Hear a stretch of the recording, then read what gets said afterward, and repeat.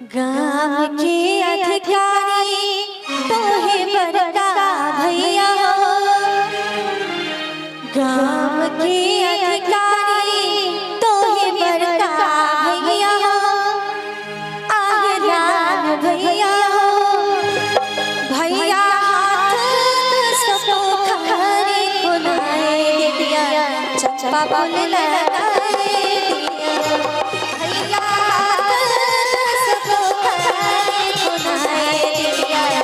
चंपा बोल लगाए दिया। गाँव के अधिकारी तो है बड़का भैया हो। गाँव के अधिकारी तो है छोटका भैया हो। आहलान भैया, भैया हाथ सबको खखरे खुनाए दिया, चंपा बोल लगाए दिया। भैया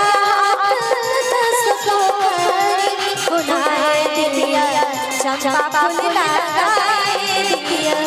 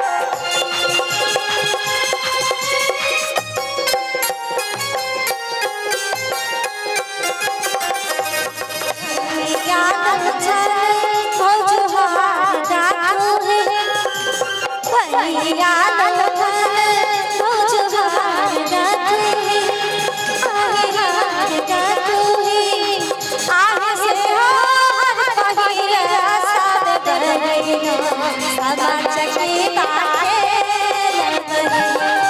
आहे से हार पहिए सब बहिनो चके बा